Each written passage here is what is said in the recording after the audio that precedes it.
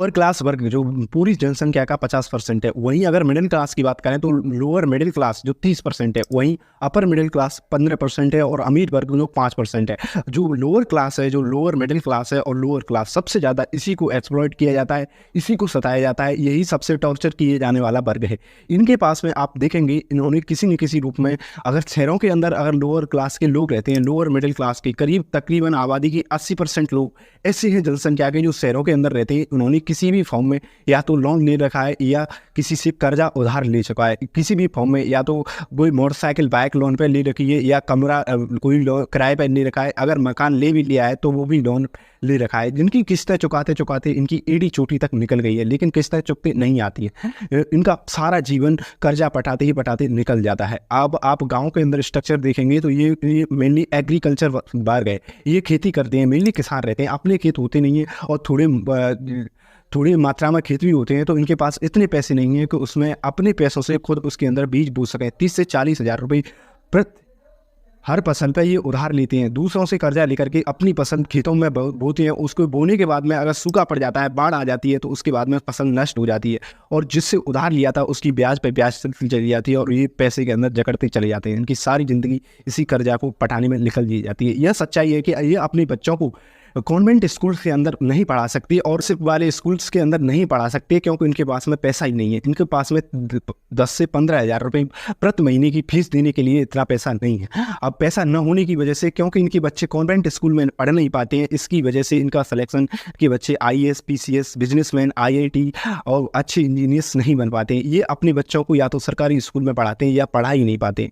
Multinational कंपनियां आ रही हैं, बहुराष्ट्रीय कंपनियां आ रही हैं और इनके आय के स्रोत ये कहीं पर ठेला लगा सकते, अपनी कोई भी रेडी लगा करके 100-200 रुपये डेली कमा लेते थे, उसको भी खतरा होने लगा है। क्योंकि जैसे जैसे मल्टीनेशनल कंपनी आ रही है, वो आपको इतना ऑफर देगी, ये आप इनके पास में जाने का मन नहीं करेंगे। दिल्ली के अंदर देखिए, कई सारी जो मेट्रोपॉलिटन सिटी हैं उनके अंदर जियो मार्ट खुल गए। इनके अंदर अगर इस पूरे मॉल में अगर आप शॉपिंग करने के लिए जाते हैं और 1000 रुपये का सामान खरीदते हैं, आपको 200 का ऑफ दिया जाता है, 200 रुपये का डिस्काउंट दिया जाता है और 100 रुपये का कूपन दिया जाता है।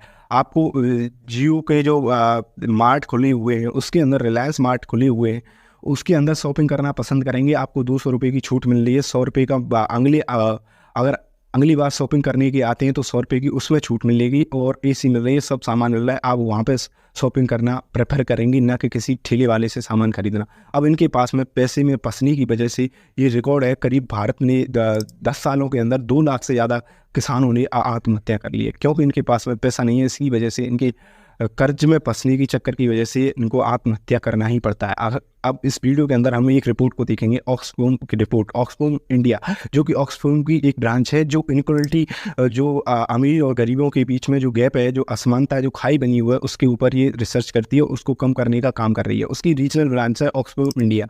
उसने एक रिपोर्ट निकाली थी, survivor of the richest Indian story. इस रिपोर्ट के देखेंगे और गवर्नमेंट के, ऐसे गवर्नमेंट का क्या रोल है, जो रिसेंट गवर्नमेंट है जिसकी वजह से गरीब गरीब होते चले जा रहे हैं और अमीर पैसे वाले दिन प्रतिदिन होते चले जा रहे हैं। उस चीज़ को कम करने के लिए क्या समाधान है, इस वीडियो के अंदर देखने वाले।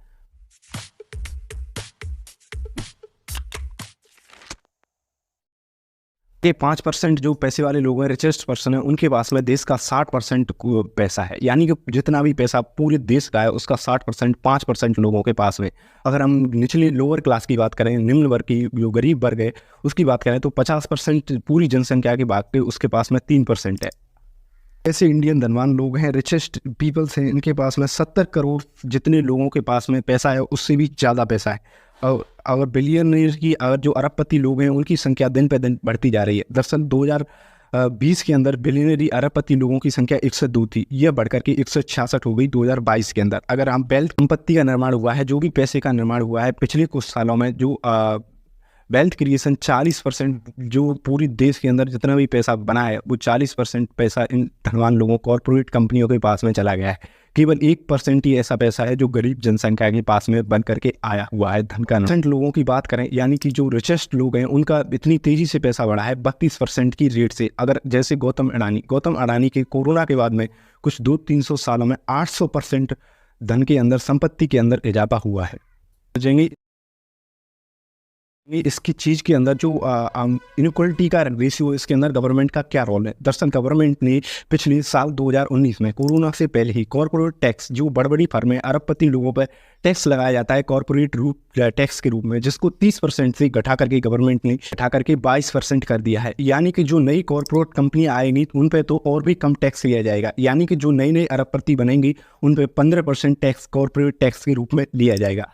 वो इस टैक्स को घटाने की वजह से गवर्नमेंट को 16% रेवेन्यू लॉस हुआ है। यानी कि जितना पूरा खजाने में भारत सरकार का जितना भी टैक्स से भारत सरकार कमाती है, उसके खजाने में 16% का घाटा हुआ है इस टैक्स को घटाने की वजह से, जिसकी कीमत है 1.84 लाख करोड़, यानी कि करीब लगभग 2 लाख करोड़ रुपए। अब इस पैसे की भरपाई कहाँ से की जानी है? इस पैसे की भरपाई की जाएगी आम जनता के लोगों के पैसे से उनसे इनडायरेक्ट टैक्स लगा करके जीएसटी के रूप में। यानी कि इनडायरेक्ट टैक्स की बात करें तो अप्रत्यक्ष कर, अप्रत्यक्ष कर ये होते हैं जो गैस के रेट्स बढ़ा देना, 400 रुपये के सिलेंडर से 1200 रुपये का सिलेंडर कर देना, डीजल पेट्रोल की इतनी टैक्स लगा देना कि गवर्नमेंट को डीजल पेट्रोल की इतने टैक्स को बढ़ा देना कि 100 से पार भी डीजल पेट्रोल बिकने लग रहा है। क्योंकि जो उद्योगपति हैं, जो कॉरपोरेट लोग हैं, जो बिलियनरी हैं, अरबपति हैं, उन पे टैक्स कम लिया जा रहा है, जिसकी टैक्स की भरपाई आम जनता को निचोड़ करके की जानी है। दरअसल जीएसटी की अगर हम बात करें तो जीएसटी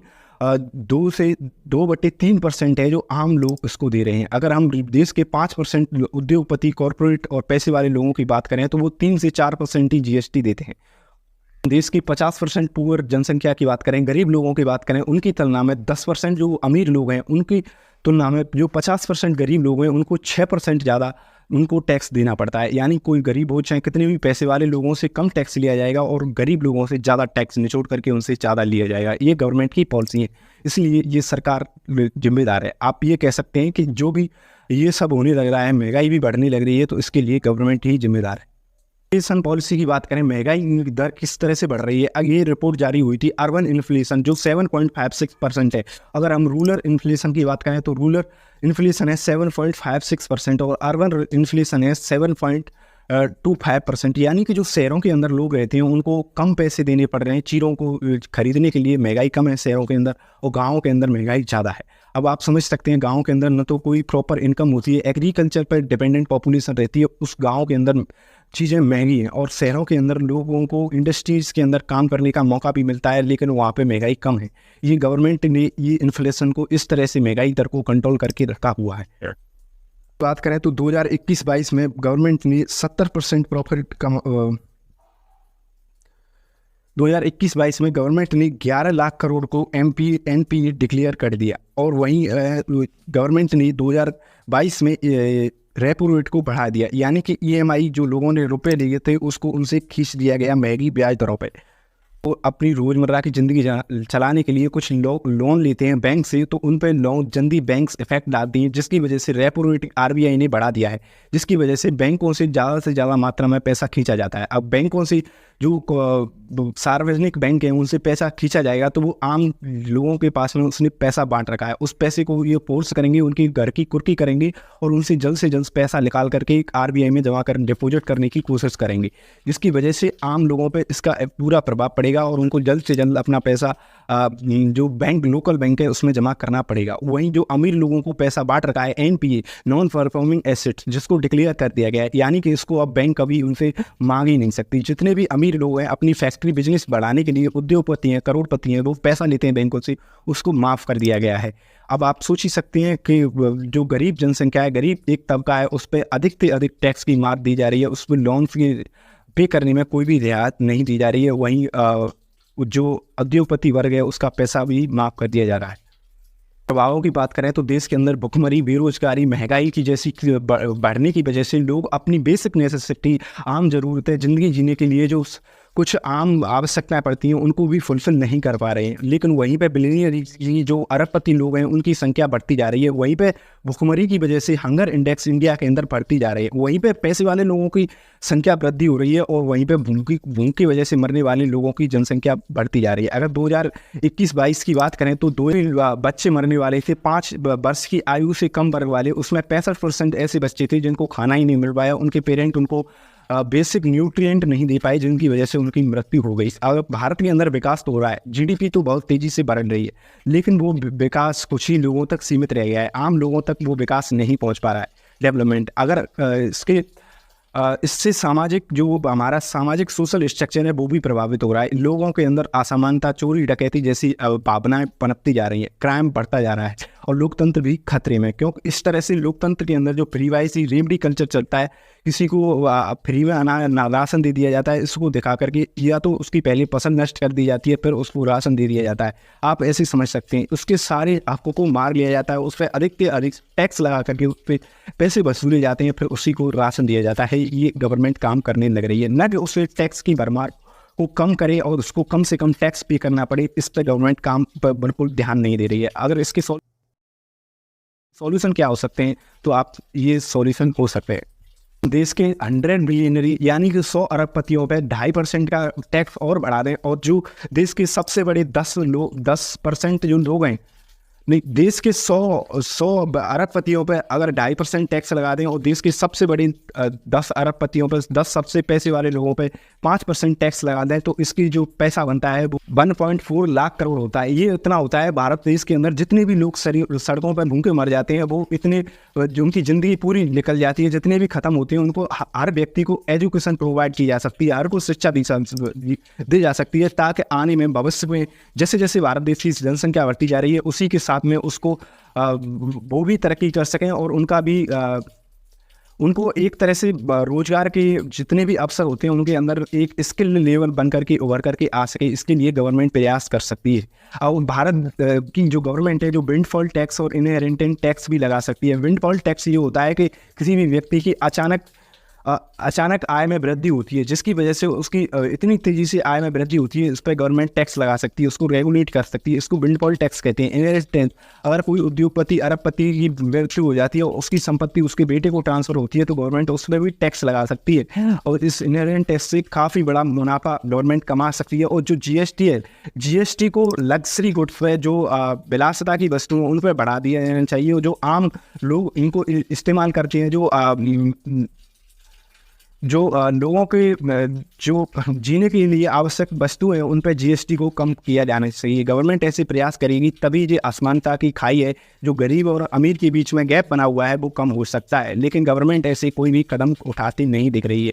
इसीलिए लोगों को भटका करके उनको धर्म के रक्षक की तरह, ये धर्म खतरे वाली पॉलिटिक्स में फंसा करके उनको बर्बाद किया जा रहा है।